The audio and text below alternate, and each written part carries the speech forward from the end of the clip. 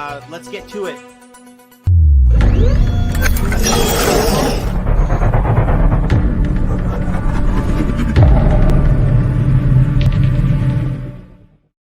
And good evening, fellas and bellas. Welcome to the Raff and Raff Rant. I am Raff Bizarro with my co-host, the Vicar of Vesuvius, Raff Arispo. And joining us today, Sereno from the Figli Del Vesuvio Podcast and Napoli Club Toronto, Canada, in the house once again. What's up, Sereno? How's it going, fellas? Say hi to everybody. How's it going, everyone? Ciao, ragazzi. What's up, Sereno? I'm Ciao. very happy to be on today. Thanks again for the honor of being on your guys' show. I watch all the time, and I'm really excited to be here and then be a part of the show today. Well, it's good to have you here, Sereno. Hello to everybody in the chat. We got a few characters. Bang, we got Gaetano in the house. Our boy AKA Ensalada. Solid. Hello. He was on our show yesterday. He was on our post-game show the other day. It was great to have him, guys. I'm sure there's plenty of Canadians coming in. Francesco, how are you, sir? We live is right, boys. Peter Scala, hello. Let's get this chat going, guys. We got a lot. We got Marzo Pazzo. Marzo Pazzo is today's show, guys. We're going to talk a little bit about kind of like the upcoming challenges with Napoli. Rafa, we're also going to speak. Yeah, man. But let's go. Where do we go from here, right? Let's go. Joey B in the house. What up, brother? Red Card Weekly. Oh, we even got a couple minutes to Napoli. Hey, what's up, guys? Red Card Weekly. Bravo. All right. Red Card Weekly. Yeah. For a cola. Buonasera. That was a good one. I missed that one, but thank you. Smile, Rafa. We always smiling here. We're always smiling here, guys. So let's touch. We had a nice win over the weekend, right, boys? 2-0 over Benevento. Let's talk about that a little. Let's test about it. It was fun. We saw Mertens. Sereno, I know you had mentioned earlier about we're going to throw you into the fire real quick, but you had mentioned please about Mertens. Yeah, get my feet wet here. Yeah, let me get your feet real quick. Mertens back in the lineup. Dude, just seeing Cheeto Mertens on the field, feeling good. His smile is infectious. Just see him on from the first minute. It was such a relief, man. Right. How'd you feel about his gameplay? Like, He looked, mind you, maybe a little bit slow to start, but he was in the right spots at the right time. And obviously I wasn't expecting him to be like fantastic right off the jump, having missed so much time. But he was, his goal wasn't the prettiest, but right place, right time. And I feel like that's what we've been missing is a striker at this moment that finds himself in the right place at the right time to just put the ball in the net. You don't have to all be pretty. Right. You just got to be there. Right. So it felt great to have him back. That little flicker, it's so Mertens-esque. Flair. It's so Mertens-esque, With the Selly with Tommaso after. Yeah. Oh my God, my heart. His birthday was. I believe his birthday was yesterday as well. Yeah. Which was, his birthday. Which was really cool. Tommaso. I think it was Mertens' 250 game too. Tommaso. 250th game. I believe he has 96 goals in Serie A now, and he's 95. He's not too far away from 100 Serie A goals, which I believe would beat Wojak for the most goals in Serie A. But I'm not on the stat right now, so I can't really tell. Mm-hmm. But yeah, man, Mertens coming back to me was just. I mean, it does something to this team to have him even on the bench. To even have him in the his presence there. And I know that Napoli needed something, and they needed something. They needed something to motivate them a little bit more. And Mertens being back was just huge for me. Now we got to get Lozano back. We got to get Ospina back. We got to get Manolas back. We got I did see Manolas was training with the team this morning. So that's a big plus. Hopefully, we got a big month coming up, man. Yeah. With no Koulibaly for Wednesday, Rough. I'm not saying throw Manolas back in the fire right away, but he's available if, God forbid, we got to take out Maksimovic because he sucks this year. Just no other way to say it. He sucks this year, so sucks. But things are looking up. I would suggest things are looking up from the win. Matter of fact, I want to share this little bit of a stat with you guys before we go on. Napoli in their last, I don't know if you guys saw my tweet from earlier, but Napoli in the last 4 home Serie A league matches are 4 wins and 4 straight clean sheets. Impressive, right? Impressive, considering all the games we've played, all the up and down roller coaster on. Yep. Doesn't feel like it. Serie A, in the last 4 Serie A matches, it's the 6-0 against Fiorentina, then the 2-0 against. Don't remember. We're talking Coppa Italia with Spezia, no? No. I'm talking Serie A league matches. I'm talking Serie A league matches. Serie A league matches at home. Correct. Yeah. You got the 6-0 against Fiorentina, the 2-0 against team to be. Parma. Parma. Yeah, yes. And then the Juve 1-0 and yesterday. Yep. Mm-hmm. So I mean, it's once the mental storm kind of calms down and goes away, and you look at the numbers, you realize that we're not that bad. It's not that bad. It's not that bad. The standings are so tight. You know what? I'm gonna run the standings on the bottom just so we can get a quick reminder. It's not that bad. You know, obviously, always things could be worse, but it's still tight. Yeah. Like I don't think anybody has this magic ball that's gonna predict the outcome of the end of the season. I know we'll get into it, but as of right now, today, this is what you got on the bottom, fellas and bellas. So we're right there, Sereno. We're right there. I mean, in a especially with a season like the unprecedented season that we've had this year with the COVID and playing every 3 days. What if an Inter or a Milan or Juve runs into like a COVID trouble or something like that? Injuries like we have, or injuries like we have, because you're playing a lot. You got the Champions League coming up, and it seems like everyone's a stone throw away. Like if one of the teams that are between 4th, 5th, and 6th, if one team just decides to go on a run, it could quickly become a three-headed horse race of a Scudetto run at the end. So this is a season that we've never seen in 10 years. For a long time. For a long time. I love it. I wish we were in the mix, but you don't know. Maybe by some miracle, some divine miracle, we get in that mix. But listen, I'm not gonna put us in a school. No. I'm not. I didn't say that. No, I'm not gonna say that. No. I'm not gonna get myself. Maybe we're in the mix for the Champions League. 100%. We're your stone throw away. We're in the mix. We're there. We're there. Trust me, we're there. Especially if we come out playing the way we played against Juve. If the match is rescheduled for the 17th. I know that's not been confirmed yet, but we've had the rumble. We've heard the rumblings of it. It doesn't look like officially it's confirmed as of now. But when Di Marzio says something, you listen, right, Sere? Very true. 100%. Right. We still got that game in hand. If you noticed on the ticket, there's a little asterisk because I believe Sassuolo also have a game in hand, and I believe with Torino, I believe that was they Torino had a lot of COVID cases, and they pulled the plug, and they actually Torino Sassuolo is going to be played on the 17th of March. That was confirmed. They had decided to pull the game from this weekend, and they moved it to the 17th of March, which is Wednesday. Mm-hmm. And that is also the date that we could possibly catch up that game in hand.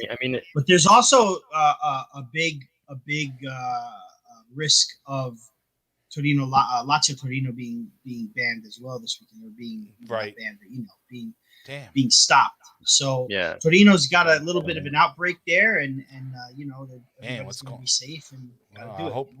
Yeah, well, I hope hope the team, the citizens, everybody for their health and sake. I wish them the best. Honestly, that's the most important thing is health and safety of the players, of the people, staff.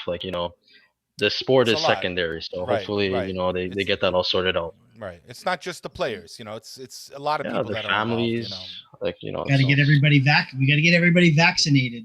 That's where I'm headed. I'm headed tomorrow. First shot tomorrow. Awesome. Going up.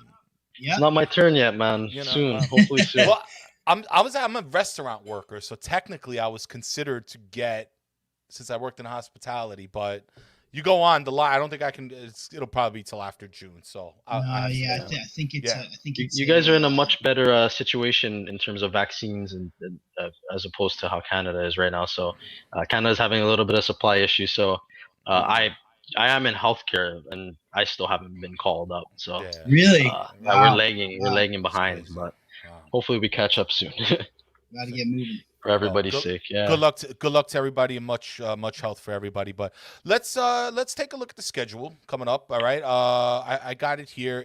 We're gonna see the schedule from 2021 from January forward.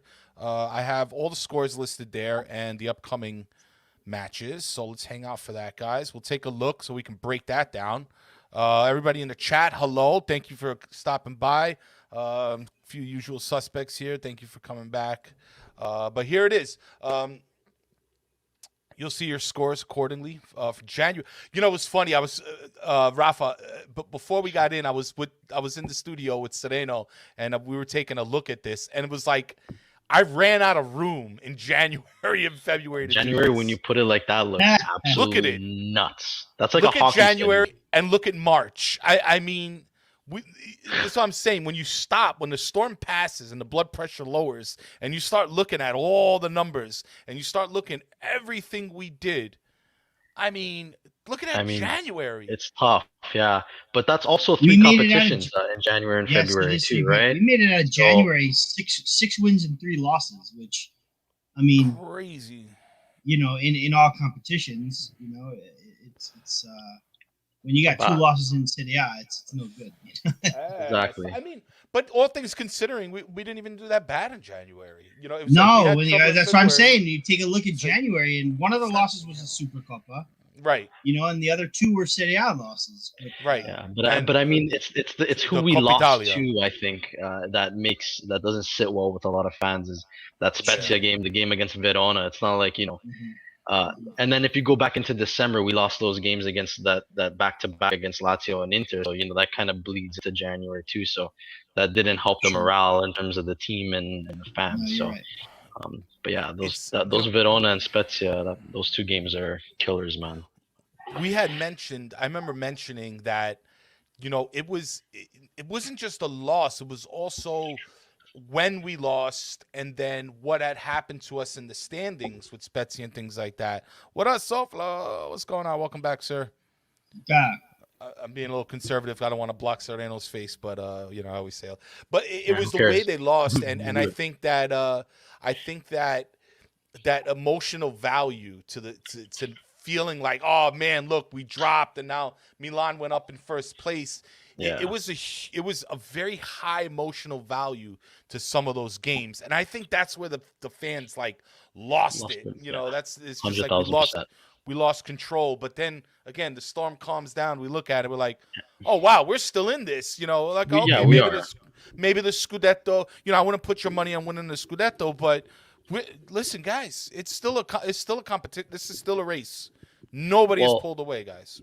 Well, you know, Sassuolo and Bologna coming up is like those are 2 teams that, you know, historically have given us games, like, and we've laid some eggs against those teams. So, you know, you lick your chops at that when you look at the next potentially 3 games that we're playing. But you got to keep in mind we got to win those 2 games and then worry about the next 3 if Juve is going to be in the mix there too. But saying, you know, say if we do win those games against Sassuolo and Bologna, that 3-game stretch against Milan, Juve, and Roma, that could make or break our season. That could, you know, after that, we can, you know, be very optimistic at even potentially at that point being in a title race. You know, I don't want to jinx anything. Or we could be saying, you know, maybe we got to, you know, bring back our expectations at, you know, top 4, maybe we're looking more at a Europa League place at that point. So yeah, no, this is a make or break month, 100,000%. Well, let me add just a little bit to that, City, because you know we talk about the Sassuolo game and the Bologna game, and that's Wednesday and Sunday. Sassuolo, like we mentioned earlier, is on a bit of a rest. You know, they're on a bit of more of a rest, not having played Torino this weekend. And we are missing Koulibaly now. We still have injuries we have to deal with. God. Mertens played 81 minutes, right? So I'm a little more nervous for that game than the Bologna game. But let's look at the Milan Juve Roma situation. Okay. Yeah. Are we go with the schedule, guys? I'll get it out of here. What do you think? If you don't mind leaving it up for a second, I'll leave it up. Yeah, please. Go on. Go for it. Go for it. Into perspective here. Mm-hmm. That Milan, we're worried about Milan, Juve, Roma in a row, like in 1 week, which is a week from hell. Possible Juve, right in the middle of it being possible. Yeah, seems like we're if there's anybody in the chat that knows anything that can confirm it, can confirm it. We've been looking, haven't been able to find anything. March 17th was supposed to be the makeup game to the game that was postponed for COVID and ASL and all that mess. They said that it was supposed to be March 17th, contingent that we get knocked out of the Coppa Italia, which has happened. The Europa League, which has happened. But now we're looking back and we don't see an official announcement. So if anybody knows anything in the chat, no Sociedad has announced anything yet. So Carmine, you're watching, I think. So let it come on. Help a brother out. Help a brother. Help your boy out. Help your boy out. Go ahead, Raff. I'm sorry to interrupt, but go. No, that's okay. So here's the deal. Okay, Milan actually have to play against Manchester United, sandwiched in between the Napoli game. Ooh. So, they're still in Europe. They have United on the 11th, then us on the 14th, and then United again on the 18th. Okay. Same thing with Roma. I believe Roma have to play their Europa League match. The match before us is their second leg. So let's not forget that these teams are still new in Europe. Also, Juve by then will know if they're in or out of the Champions League. Peter Scala is saying Football Italia say March 17th. Football Italia is as reliable as pretty good source. I'm gonna go the other way. Well, as reliable as my kid. I don't know. Making his bed in them. Gotcha. I don't think they are very copy and paste. Crew. With the exception of a few that I know personally that are very good, but I believe it was Di Marzio who said that the 17th is the possibility. Yeah, Di Marzio did say it. Yeah. But let's take that into consideration, guys. Like Milan, Roma, and Juve have Europe to deal with. We're not the only ones that Yes, it's a hell week for us, but Milan's got to play, like I said, United twice. Mm-hmm. And I'm pretty sure they don't want to stink the joint out against United. At the same time, they don't want to lose, a foothold on the race too for Scudetto. So they're in a predicament. Roma too. Roma trying to get back into the top four and have to play against their team. For the life of me. That's what I'm saying. There's a lot of X factors. Heading into the final stretch of the season. There's Europe. There's COVID. It's really like I'm not confident enough to say that like the Milan teams are going to run away with this yet. Like I said, all it takes is 1 or 2 or 3 games together that a team will win, or another team that drops points, and a lot of these teams are playing each other still. So, the standings could look very, very different by the time we get into the latter part of April and beginning of May. So once these teams play each other, so you can't set anything in stone yet, 100%. It's what we really need is whoever gave us the Maloik in January needs to start giving giving it to some of these other teams, right? San Gennaro got to come and just like someone's got to defrost that blood. Right. They got that blood. Got to ever since that blood didn't liquefy, things haven't been going too good for us. Right. Well, maybe we'll send them our groundhog or something. I don't know. Something's got to give, man. We do need a little bit of luck. I feel like Napoli, shit, man, we deserve it. I mean, for all that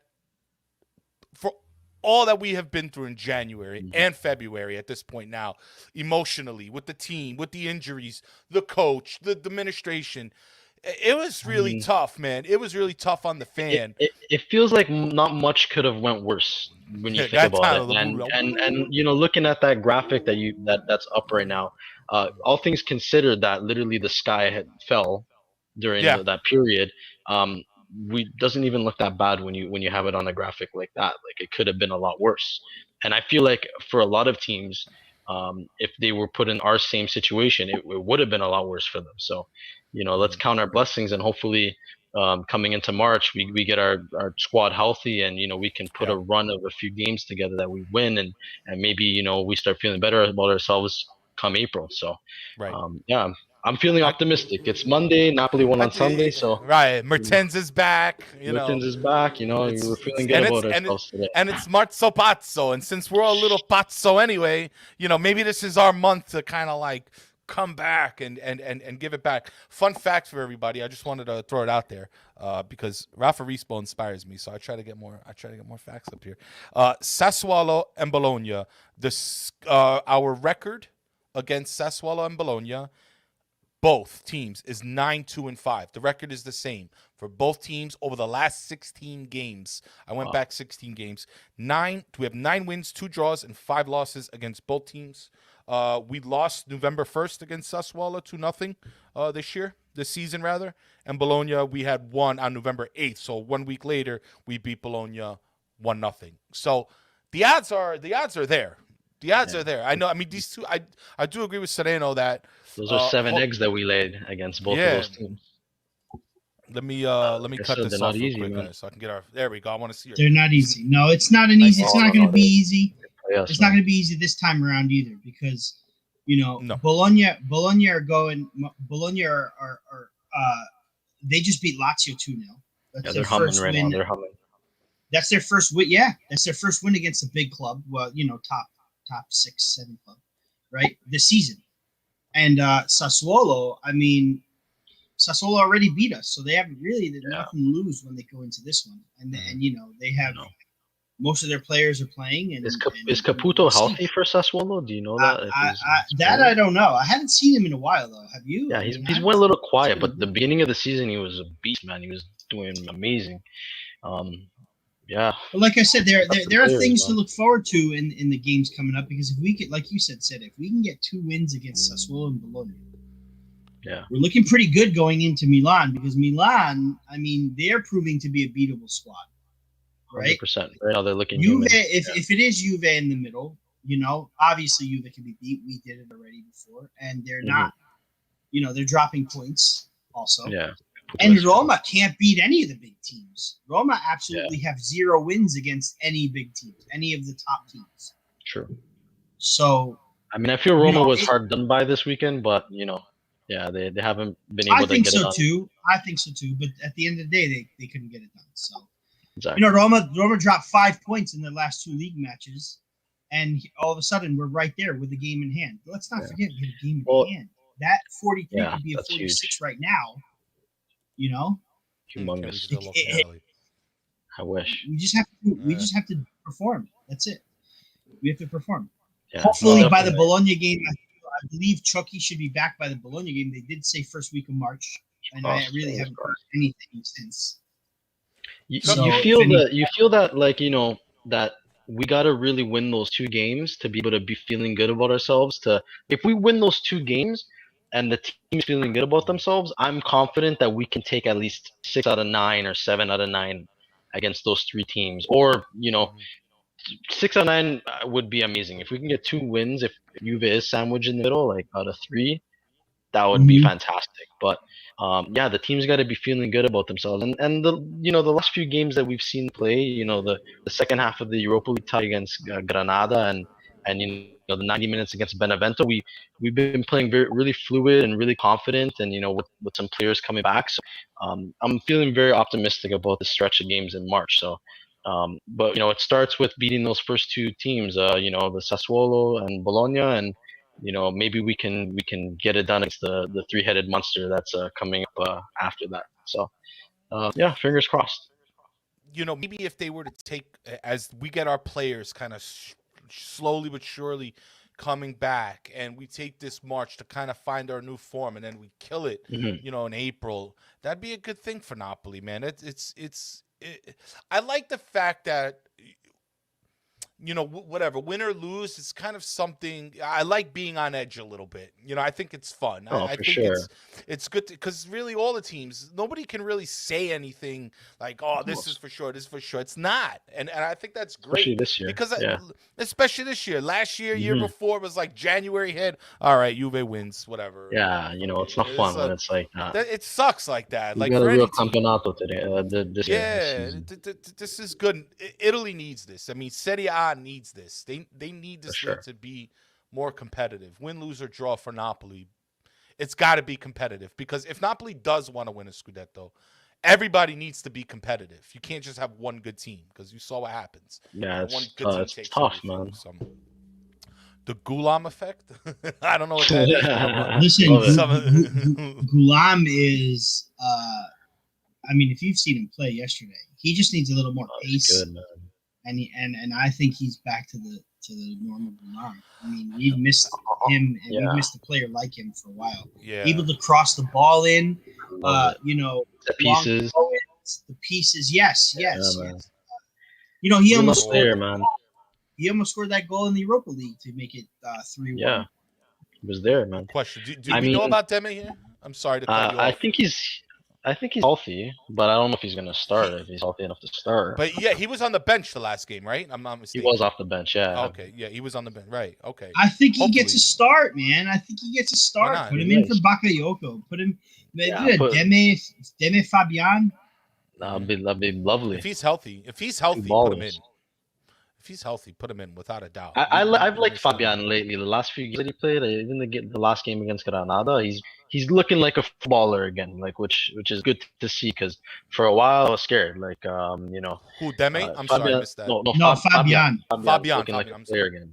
We need that. Like it's essential. Like if we're gonna do anything, we need that player in the midfield that can distribute the ball. And he was so positive the last few games. Like he made a few over the top balls and things like that. Things that we haven't seen for so long, man. That one that he sent into Zielinski, I believe it was.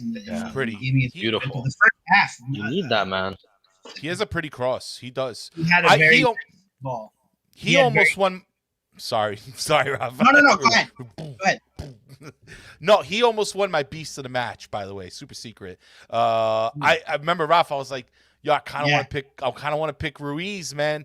We were both kind of on the fence between Mario. He had a good game, man. Fabian Ruiz and Politano. And Politano, yeah. They did so great, but I'll tell you why I end up. I'll tell you why I ended up with what's his name, Martins. Was because dude, this guy was on injury, comes back, makes a difference, puts a smile on everybody's face. Exactly. He was definitely working through pain. I mean, he had to win the beast just because of that. But shout out to Ruiz on that game. Yeah, the aura of the team is so much better when Mertens is in it. It feels like we're anchored. Like even Koulibaly, when we have Koulibaly and Mertens on the field, and Insigne, like you feel like this team is grounded. Without them, we're all over the place. Like those are for me, they're the three pillars of Napoli right now. When we have those three in the lineup, we're a grounded team, and it's essential. I agree with Dan's sentiment too. Our midfield has been solid, and then right underneath Dan's, Joe. I was gonna put this up. I want to because I gotta tell you. I gotta tell you, and I'm sorry, Sereno, we're blocking your whole jacket and part of your face. Bakayoko does get a lot of hate, and I tell you what, for me, he might have been the worst player on the pitch yesterday, but that's saying quite a bit, being that the whole team played really exceptionally. But at the same time, yes, when he does bonehead kind of offensively, he really does go back and win balls. He does. He gets balls. Sometimes he'll lose a ball here and there. He'll go back to win it. Sometimes he'll make the off pass. Sometimes he'll be a little boneheaded. But I think he's halfway decent. I really think he gets to stay on the team another season. I think maybe he sits at least off the bench or a good rotation player. I don't know how he'll feel about that, but I mean, I don't think he's terrible. Hold on, here we go. Perfect. Joey, I'm with Joey B. I think Bakayoko gets Sereno. I'll let you respond right after this. I promise, because I'm waiting my turn. No. We got you. I promise you. Because Bakayoko does get hate. Bottom line, and I think a lot of it is because of this. Piedi di Legna. It's because, and I appreciate everybody's feedback here. Don't get me wrong, but I'm with Joey, and it's because speed is not everything. It's not the only attribute that a player needs in order to be good, especially in Bakayoko's role. Especially in Bakayoko's role. The other day on the post game show, I'm like, Bakayoko, they're like, what do you expect Bakayoko to run forward? I'm like, no, I don't expect them to run forward, but I expect them to help on defense. I expect them to assist with the center backs. So he doesn't need to be fast. Listen, pace is not the only attribute. I know everybody loves FIFA, jamming the freaking turbo button. That's not real life, okay? Not everybody is fast. We don't need everybody to be fast, right? Because Gulam, hold on, there was another comment here. I saw it. Something about right here. Christopher Estrada said it. Best left foot crosses in the league. He does. He literally does, like, statistically have the best cross in Napoli. Why is that?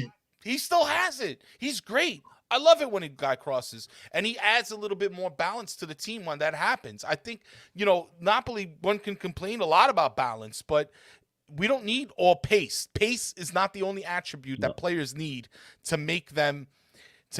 He has made simple passes and had assists. If you're talking about Bakayoko, I'm sorry, Peter, I love you, but I do. And he got a match winner, so how can you really hate him for that? Yeah, he's had headers. He is a match winner. I do understand. I understand the frustration when sometimes he can't pass. But to be honest with you, almost everybody on the team's having trouble passing the ball. With the exception of the last two matches. And maybe they shouldn't pay the value that Chelsea want us to pay. I mean, if I don't think 18 mil is worth it, maybe 10 to 12 possibly, but I think he does deserve another season on the team. I don't rate him low like everybody else does. Yeah, don't put Britos and Bakayoko's name in the same sentence. Damn, you hit Come on, me Peter. with Britos. I wonder if Peter, you're going to the bottom of the barrel here. I wonder if Scala knows how much I can't stand Britos. And that's one of the players I wanted. When I watched him with Bologna, I wanted that guy on my team so bad. When he got there, I was so happy. And then I was like, hey, can't get this guy off my team any sooner. Britos was terrible. Hated that guy. Britos earned my respect after the Morata headbutt. Yeah, that's true. No, you're right. Starting gift for the Napoli fans, just a nice headbutt. That's true. I think that was like one of his last games for Napoli too. It might have been. It might have been one of them. Yeah. But what's your thoughts on Bakayoko, man? What do you think? Okay, Bakayoko, me personally, I think by the end of the season he's gonna owe me some money for a TV because I can't count the amount of times I've wanted to throw my converter through the TV when he passes the ball to the other team. I don't know. He is slow, but mind you, in that position, I usually play a CDM, like that role. You don't really need to be fast. You just need to know where to be, if that makes any sense. Like your IQ has to be a lot higher. Like I feel like he has so many mental lapses in that midfield where it's like he's a chicken with no head. He doesn't know which way he's going with the ball.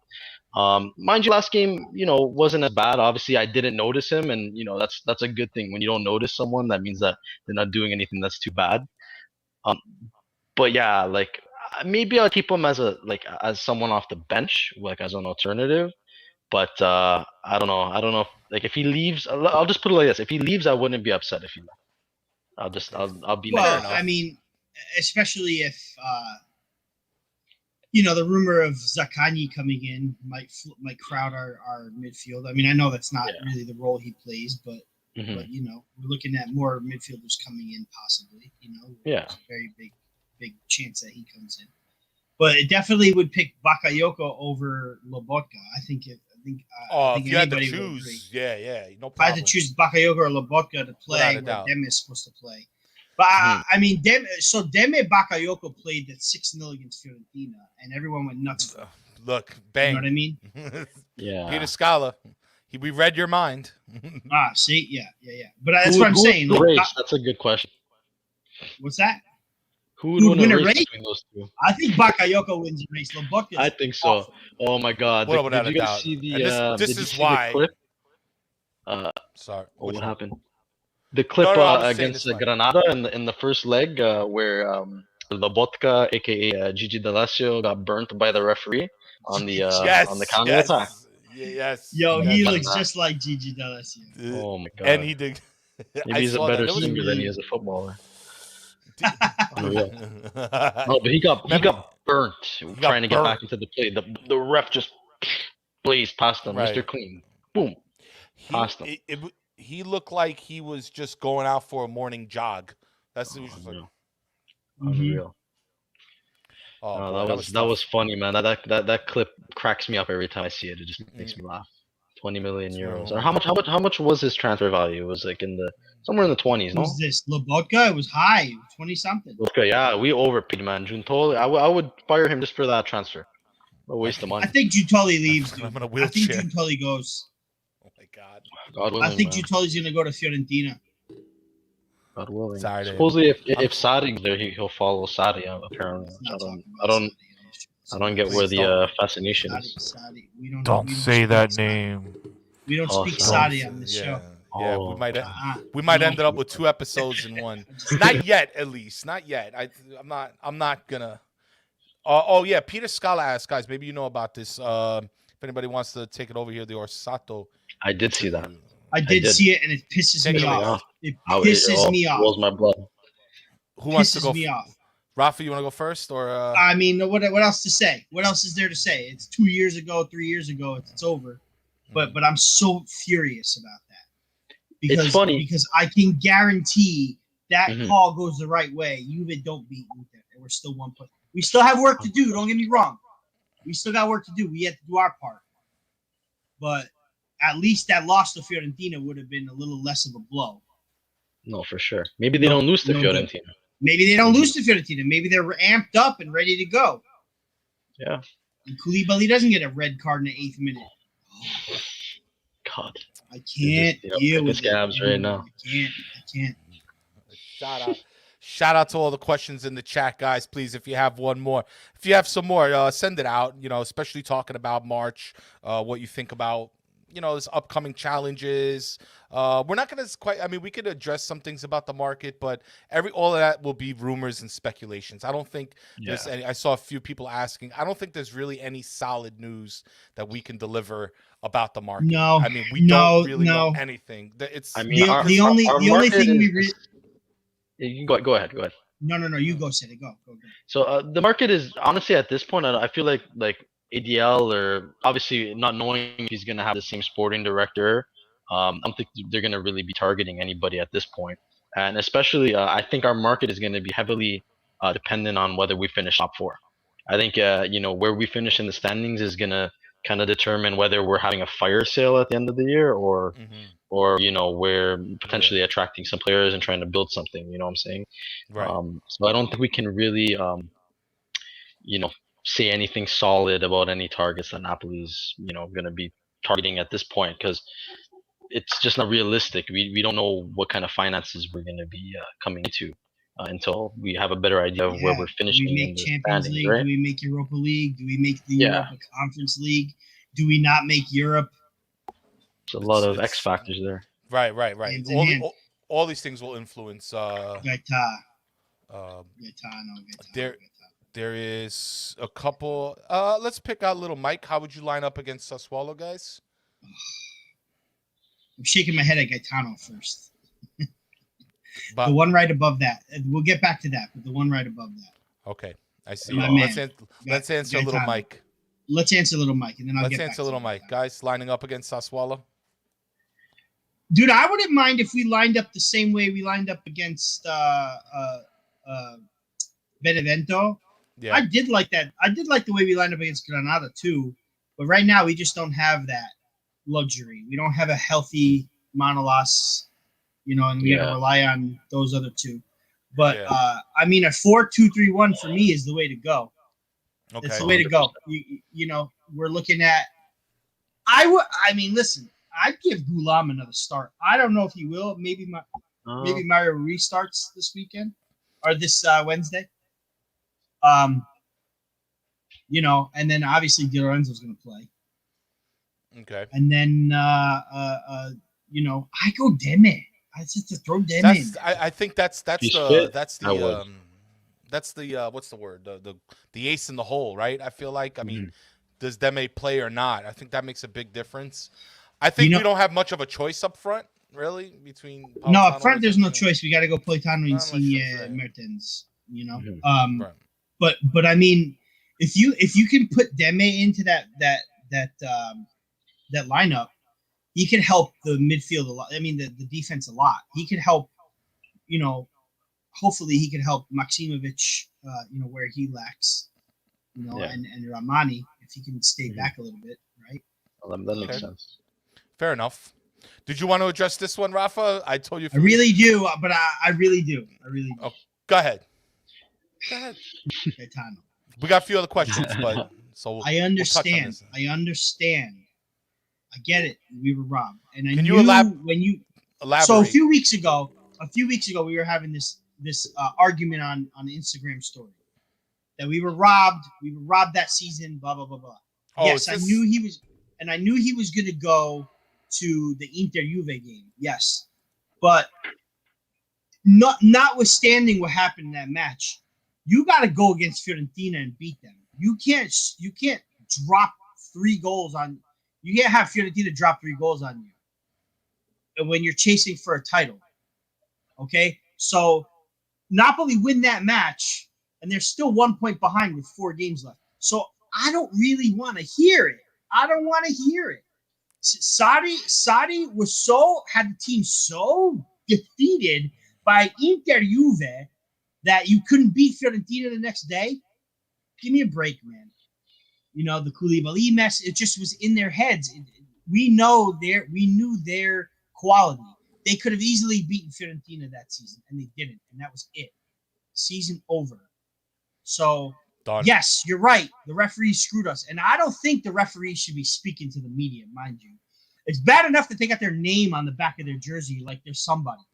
You know what I mean? Nobody should be putting the referees up in that pedestal. No. I don't want to hear excuses from referees. I don't buy it. I know Matteo Bonetti's a big fan of it. I'm not a big fan of it. Shut your mouth. Go officiate the match. You ain't nobody. Referee the game the right way it's supposed to be. But these referees in Italy want to be stars, man. They want to be superstars. Forget about it. I mean, his comment, or Sato's comment, how he said, "Oh well, where I was standing, the angle that I saw, I saw the play different." He was standing right in front of them. Like, how do you it made no sense when he was explaining it. It just irritated me more because how are you gonna defend yourself by saying, "Oh, the angle where I saw it from, it didn't look like a foul against Pjanic." It's a lot of crap. You were standing and looking right at him, right in front of him. You had the best view in the house. It's ridiculous, honestly. He should have just kept his mouth shut, and just not have said anything at that point. But Peter Scala, hold them accountable, he says. Peter Scala says hold them accountable. He likes it. No, they're going to come on and spew excuses like Orsato said yesterday. But I do like the idea of referees, say if after the game explaining, or even during the game, like you see how they do in the NFL, where they will explain, oh, penalty against this team or whatever, this was the call, or say after a VAR, if they kind of explain what happened, I wouldn't be opposed to that. Exactly, you hold the referees accountable, and maybe you take out a little bit of that speculation, oh, what did the ref see, why didn't he call it? Maybe if they had to explain at the end of the game or after a VAR review, you wouldn't have so much of these polemicas after the game. So I can see where he's coming from. Makes sense. Got you. Yeah. Well, that was glad that's over with. So I wanted to get some more something more a little more recent up here. What's this? Okay. Quentin just dropped a bomb on me. What do you think about the rumors of Mertens to Crotone? Is this real? Quentin, are you pulling my leg? No, yeah, he has to be, because there's a thing of Mertens to Crotone. We agree that. Oh, that's the sign of a Crotone. No, he's not going to Crotone. All right, next. There's a lot of buzz going in about, but that'd be amazing. Okay, I want to really know about everybody's kind of outtakes of March and I know the whole referee thing. It gets triggering for us, especially us Napoli fans. But we will maybe touch. I know we'll probably touch upon. We're gonna have a nice episode, I think. I always try to look at what the people are talking about, and I want to always build an episode around that. And I think it answers questions. I don't think we were quite prepared for that moment today. We wanted to kind of look. We're trying to look a little forward to that. I'm glad we got to address it. Well, so there's nothing really to rant about when we win, and we're all happy.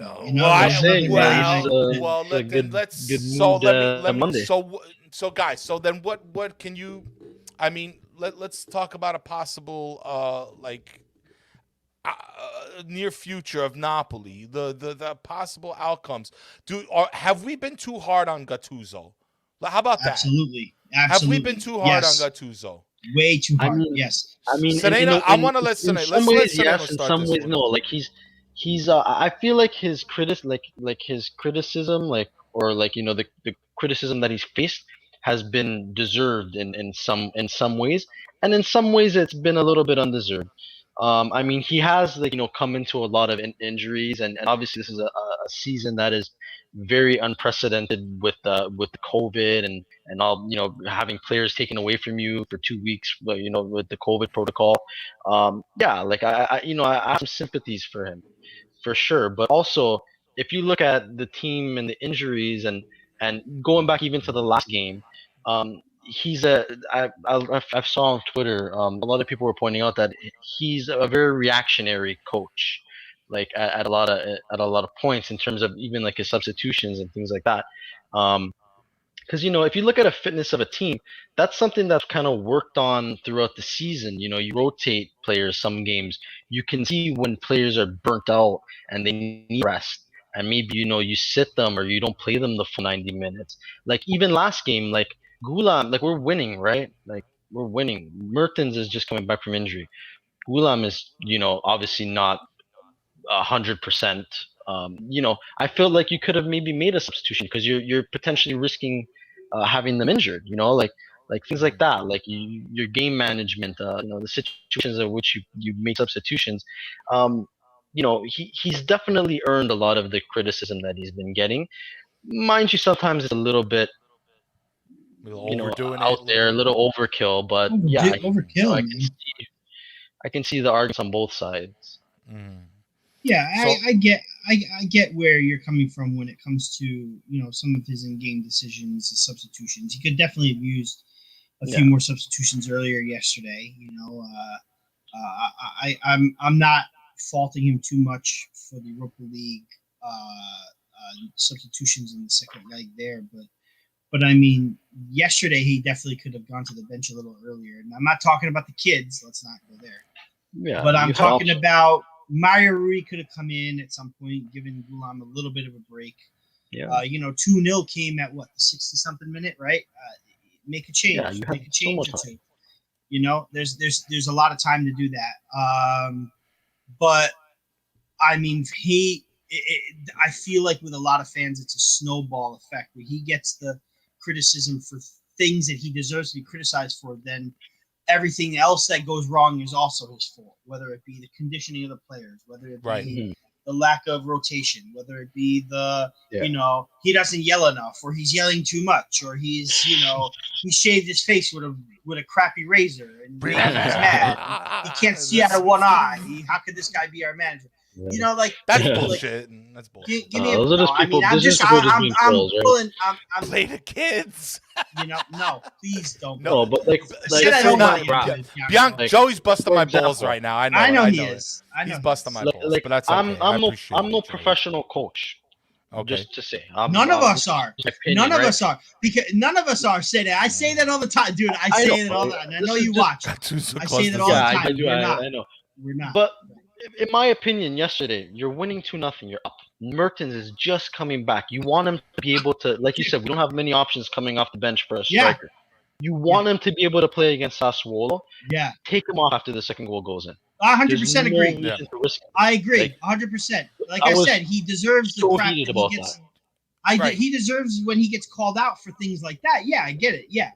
You know, I mean, you don't have to go like for like. You can make a substitution and throw, throw Politano up in there. You know, yeah, exactly. Yeah. I want to say something about that because I felt like he made no substitutions. K2 gets the red card. All of a sudden, 81st minute, we're making all these changes. I think we only made 3. That is like the definition of reactionary. Yeah, I think that's where Gattuso goes wrong. Now, I want to because I want to address this. Dude, my fiance said the same thing. They're fickle as hell. Napoli fans are one of the most fickle groups of all. Joey hits the nail on the head here. I hate to say it, but Napoli fans are fickle. It's very much what have you done for me lately? Gattuso should stay or go based on the latest result. It's right. It's instant gratification. We shouldn't look at this that way because you saw we put up the schedule like, oh, wasn't that bad? You know, it's again getting through this mental storm, facing these high emotional value moments about winning those, not just the game, but winning those moments that I think has an effect overall on the fan and the outlook of it. But 100%. I want to just go back slightly, a little bit. Gattuso took over a mess. A mess. All right?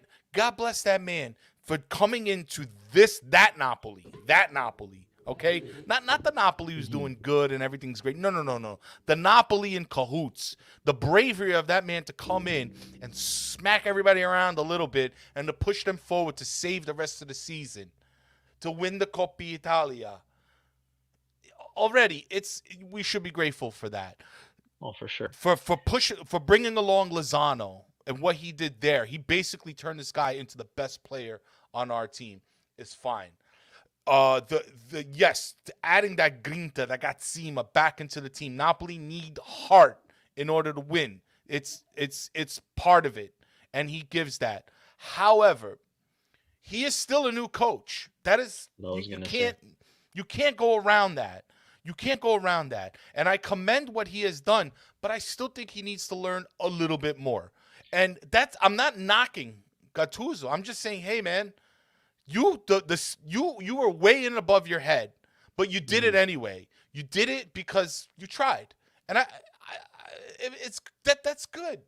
That's like it's commendable. I mean, he's earned our respect. Like he already had my respect, even just as him as a player. But yeah, no, him coming into the situation that we were in last season and winning a trophy at the end of the season, like that was amazing, incredible, and he'll always have my respect for that. I just want to touch upon what Salad said yesterday. That I feel like Gattuso has good aspects about him as a coach. I just feel like he's not ready to manage a team like Napoli. I feel like he still needs to learn his to not be reactionary, how to his tactics. He has to grow a little bit as a coach. I feel like he's not a terrible coach. He has potential to be a great coach, but I just feel like he's not ready to manage a team at this level yet. I think a coach like Gattuso. No, you're right. I think a coach like Gattuso needs to have also a pretty decent staff behind him, like an assistant. Yeah, like sure. Coach for the physio or whatever the manager brings in with him, the staff he brings with him. I think it needs to be a little stronger because there's a lot of times where I feel like your assistant can be like, faccio una sostituzione. You know what I mean? Yeah, this guy's tired. And I mean.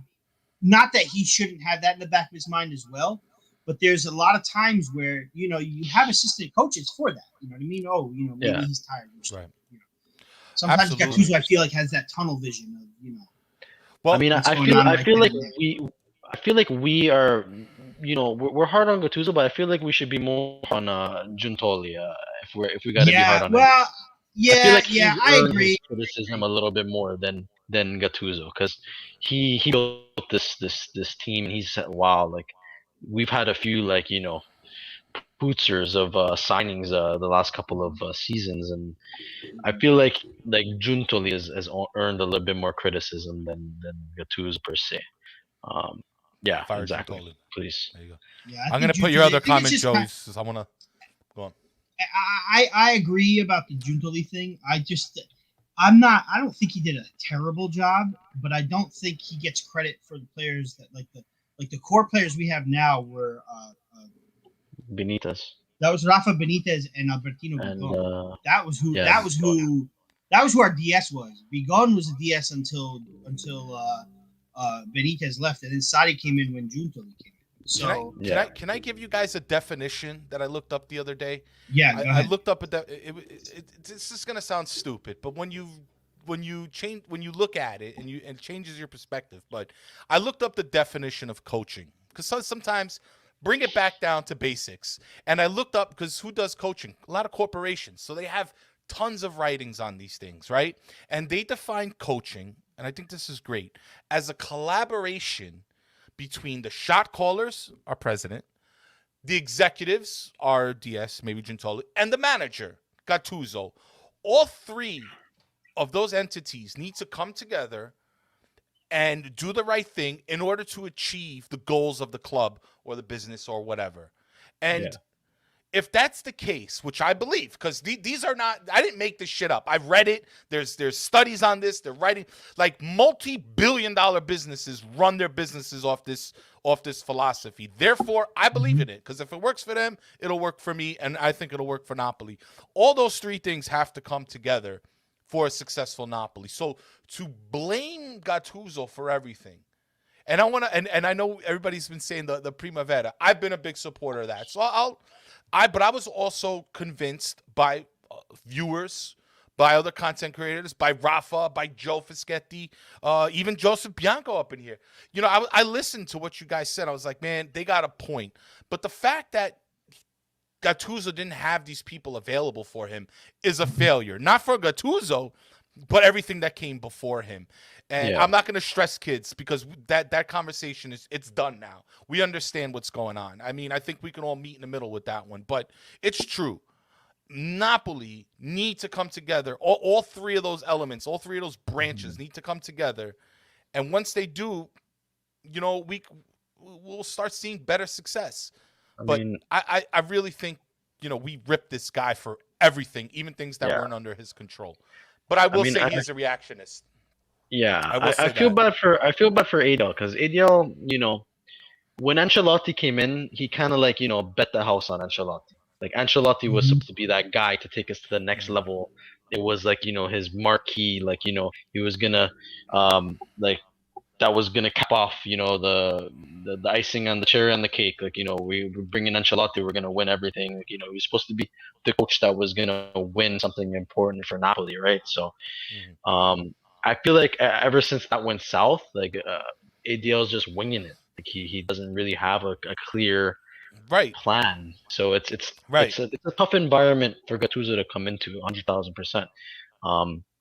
But yeah, hopefully, you know, we can head in a new direction. Maybe someone fresh, someone young, new DS. I saw Daniel saying for Benitez to come in as a sporting director. I would love that. That would be fantastic. That's I would love that too. He debunked that rumor though. He said he's not going to do it. Yeah. I've seen. You know, I don't remember the source, but I remember seeing that he still wants to coach. He said no. So I've seen us talk about Paratici probably. Yeah. The guy who was able to get good free transfers, but made the big Ronaldo mistake, you know, and you know, I don't know. We'll see. But yeah, I agree. We definitely need a new look. We need a new look. Yeah, something fresh, especially sporting. Right. Yeah, that's going to be a big thing, and you need a sporting director that's not just going to bring in players, but that's going to build a scouting. Everyone's talking about the Primavera. Yeah. Napoli has a terrible scouting network. It needs to be, you need a DS. That's why Benitez would be perfect. A DS to come in and build a proper scouting network to build the Primavera. They don't have youth scouts. I think the scouting network is okay because we get. Go ahead. Carmine said the funniest thing. This is not serious at all, but it's somewhat true. Carmine, when he featured Sereno, I don't know if you remember. I know you were watching. He said the funniest thing in the world, but it is the truest statement that I said. He was like, I went on the beach and watched some people play soccer, and I was like, ADL needs to hand these people a contract. That even though maybe that was meant for comedy and it's exaggerating, there is so much truth behind that stadium. Can I tell you guys a story? Please, because that shit is true, man. I was last time I went to Italy was 2011. Okay. And I was in my dad's town, Castellammare di Stabia. So there's some soccer players that are from Castellammare di Stabia. 2011. Sure. So Fabio Quagliarella, I think, was from Castellammare. My dad was friends with Quagliarella growing up. They played together a little bit. It's like my fourth cousin. No, just kidding. Go on. go on. No, we're like paisani. But on the beach there, we were playing like how Carmen was saying, we were playing football, and there was a kid in net, 10, 11 years old, big kid. He was fantastic. And I'm like, dude, please go play for Napoli, man. What are you doing, man? You're amazing. How long ago was this? Was it Moret? 2011. He's like, no, sure it wasn't Napoli. Gigi Donnarumma? He's like, I love Milan. Milan's my team. There was Donnarumma. It was Donnarumma. Was it? It was. Was it him? It was him. It was him. It was him. It He was was him. at Bullshit. 12, 11. He was already. He was 100% already with agree. the Milan Primavera. Bullshit. I believe that. It was amazing. Wow. Dude, I said, this kid's a player, man. And then That's unbelievable. 4 or 5 years later, he's starting with Milan as a 16-year-old. That's kid unbelievable. Do you believe was that he's got blown away. 6 full I'm blown seasons away. in Serie A already? He's not even. It's unreal, man. Crazy. Unbelievable. Imagine we're playing grown men. Like he was maybe 11 or 12. He was tall. He was taller than me already, and he was stopping everything. He was unreal. You could tell that he was a player. But it's like, look at the talent in the Campania region. If Napoli had the infrastructure, that maybe they would have picked him out instead of him having to go to Milano and play with the Milano. Can you believe that? We would have had Donnarumma. We would have had Donnarumma. That's what I'm saying. In our backyard, we have Peter Scala. I'm depressed amazing players. Even like Immobile, Ciro Immobile. Like, Dude, come on, man. There's so much soil talent in our area, man. The soil in southern Italy is so rich. I mean, they're popping out these soccer players like a friggin' San Marzano tomato out there. Okay, and we need to cultivate this. I remember we went to Puglia 1 year for Ferragosto. Okay, we went to Puglia, and the group I was with, all Napolitans, it was about like 10 of us. Okay, They played I played goalie. I did all right. I was. I suck in soccer. I'll keep it real. They just let me play and go like, you American, go over there, So I was like, no doubt, but I was just happy because, I was representing Napoli and they had the guys from Lecce on one team, the guys from Napoli on another. Yo, we destroyed them. We destroyed every pickup game we played. We destroyed these guys, bro. And it was funny. I remember I let a goal in because I was just watching them play because they were so good. I mean, dude, it sounds too general, but it's true. Yeah. There is so much talent down there. These kids love the sport. Look at the players. Look at the players that have come through Serie A. You got Di Natale, Quagliarella, Immobile, Insigne, the other Insigne, like just Donnarumma, and the list goes on. Mirante. There's so many players that are from Campania. Like it's unbelievable that we. You got Quinton also, talking about Udinese, Milan talking about. It's like they talk so much shit about the South, but in Ferragosto they know where to come to the beach, and when they need players, they know where to come recruit. So come on, Napoli, step it up. Go ahead, Raff. Quinton says Abate Criscito. We had Abate on our team one season. We absolutely did. But listen, here's the deal: is that go ahead, Rafa. How much of this we will wrap? But how much of the youth do you feel is based on the fact that Napoli were pretty much obscure when they were kids, and growing up they had to be like Inter, Juve, Milan fans, because kids when they grow up they want to be like the best. They want to like the best teams, the best players. And now that Napoli is substantial, for the past 10, 12 seasons, kids grow up and they like Napoli. Give it a few more years. Maybe we'll have these kids dreaming to play for Napoli again. Because when Insigne when Insigne was a kid, it was right after the Maradona days. Mm-hmm. You know, so he's still on that high where he learned from his father, Maradona, and you know, his dream was to play for Napoli. Now those kids that are coming out now were shit, you know, and now that we're back to relevancy for the last 15 years, maybe we get these kids dream to play for Napoli. But the problem, like I think it was Cano said, is that when Milan sets up camp right in your hometown, what are you gonna do?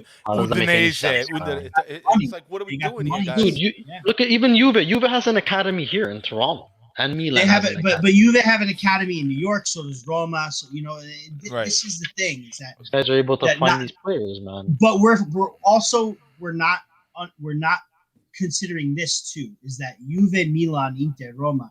These teams have been around and functioning for how many years now? I know. Dude, Napoli is still Napoli, the youngest team of all of them under the ABL era. He still has to find resources.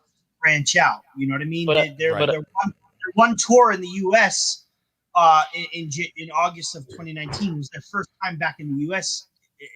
Since 1983.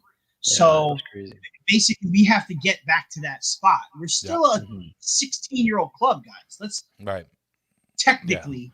We're not that household name. I remember I watched that stream where you were talking about that. Yeah, man. I mean, we've been bleeding blue all these years, but not at a huge level as some of these major institutions. So we got to get there. You made a great point with the Napoli. Obviously, when Napoli went into fallimento and they went bankrupt and they had to restart, that did hurt our growth in countless ways, including maybe kids started going for other teams because Napoli wasn't and that even brings me to when I was a kid. Obviously, I still watch Napoli in Serie C, Serie B because my dad was obsessed with Napoli. But even in Campania, nobody was showing the games. Nobody was putting news out for Napoli. The only way that we were able to watch was there was a website called Telecapri. We would stream it on Telecapri. It wouldn't even be the game. It's like us talking right now. Fans, it would be them fans. The fans were the background. Was Alvino coming for Telecapri at that point? No, it wasn't. It wasn't Alvino. I don't think so. It was some other guy with the goatee. Listen, I was in my basement. Telecapri. I was streaming it online. Telecapri. Telecapri. That was the only site that you can watch it, and it was just the fans and the guys commentating. Even in the first season back to Serie A, they didn't give away the rights to the home games. Nobody had the rights to the home games. Nobody got to see any of Napoli's home games unless they went to the stadium. Crazy, man. And that's why it killed us. That did kill us in a lot of ways. Yeah. But hopefully, like you said, the next generation will, want to play for Napoli, growing up with the this most recent era of players, right? Obviously, we've had our Mertens, who's our top goal scorer all time, a player like that. There's going to definitely be some kids that are going to grow up and say, I want to be like Cheeto Mertens.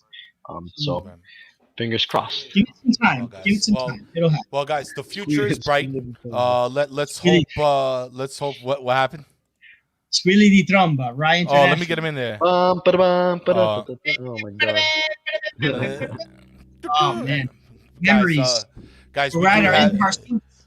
It's Clementino Sporting Director. Guy, you're funny. That way, really quick before we go, I'll go back a little bit further than Squilli di tromba. We used to sit at my nonno's kitchen table, dining room table. Yeah. And watch the match, watch whatever Rai North America was showing, that right?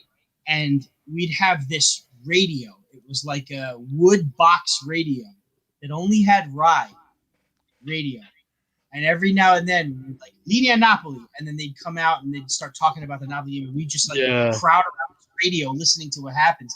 And then anytime Napoli would score, they'd just be like, "Go on Napoli!" And then they would finish up over there, wherever they were at. And back to Napoli, you hear the fans screaming out loud. That's amazing. That's you just unlock what's the hormone, the endorphins? Thinking about Squilli di Trombi. What are the happy? Is it endorphins? Endorphins. Yeah, right? As a kid, happy stuff. We'll go with it.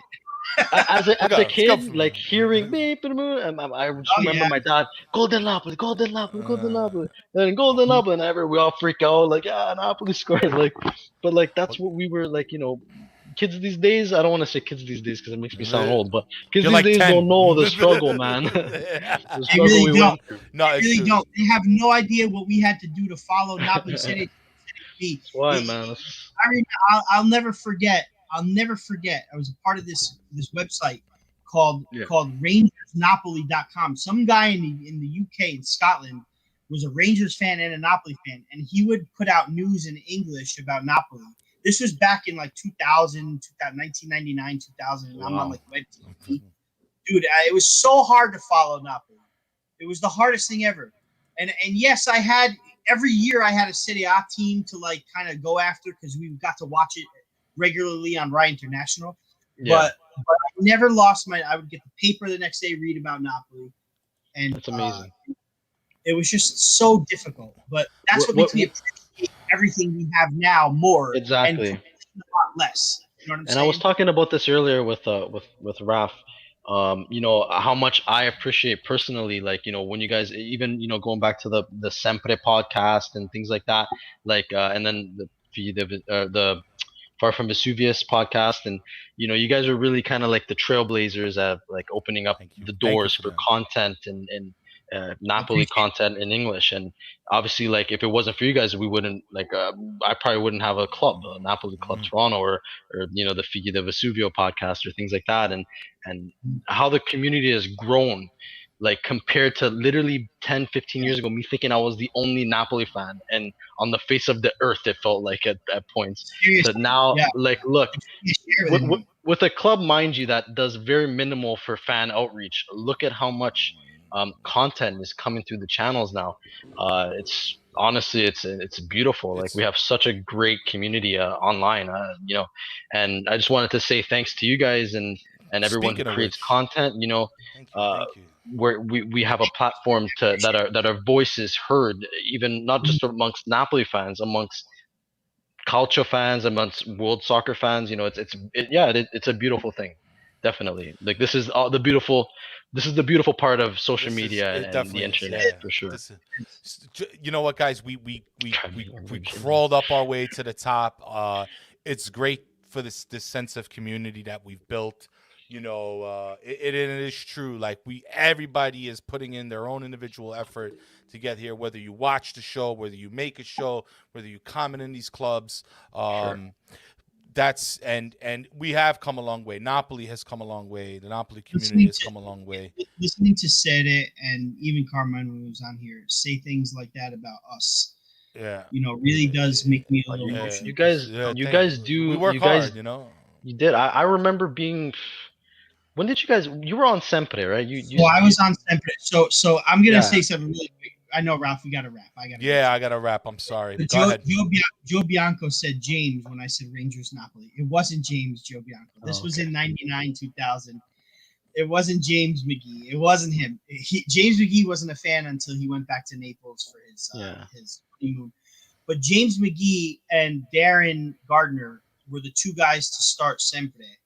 And I was just a fan listening. And I would go on, do live videos about Napoli on Facebook, and they saw my live videos and were like, we need you on our show for like a North American voice and this and that. And my first couple shows, I think in their first season, I came in about like 25 episodes in, and I was so nervous. As one of my first shows, we interviewed Steve Mitchell, who was a big time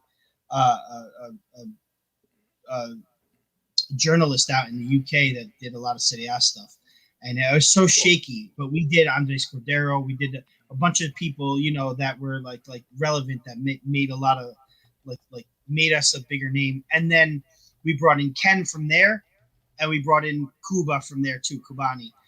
And then Darren kind of weeded himself out a little bit due to health issues, and then James was just done by then. Fried, he was out of it, and he's been out of the picture since. But Ken and I kind of picked up the pieces. I the name Far From Vesuvius. Ken.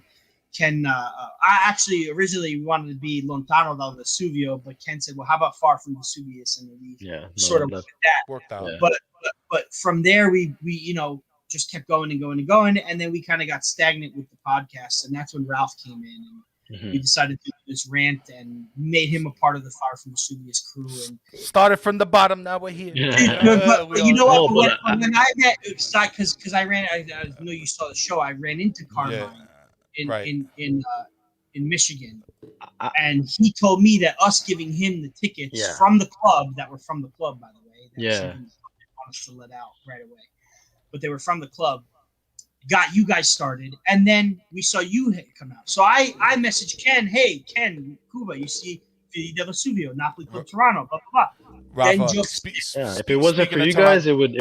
I don't think we would exist, man. Speaking of which, guys, I gotta wrap up. I have to wrap up. So, I'm sorry to cut you short. But Raff, Sereno, I want to plug. Let's plug your show. Everything you're doing, I got it right here. Man. So follow us where they can find you. Now we just started season 2 of the Figli Del Vesuvio podcast, so we're gonna try to be pretty consistent with our episodes. So probably once a week, me and Carmine will hop on and we'll shoot a podcast. And then Napoli Club Toronto for club things. If you're if anybody listening is in the GTA or just anyone in general, if you want to join the club, Napoli Club Toronto on every social platform is pretty much our handle. Sweet, guys. Okay.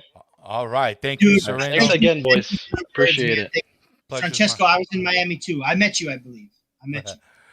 Dude. But that's all the time we got, guys. Sereno, thank you. Oh, thank you guys, man. I appreciate it. I love being on here.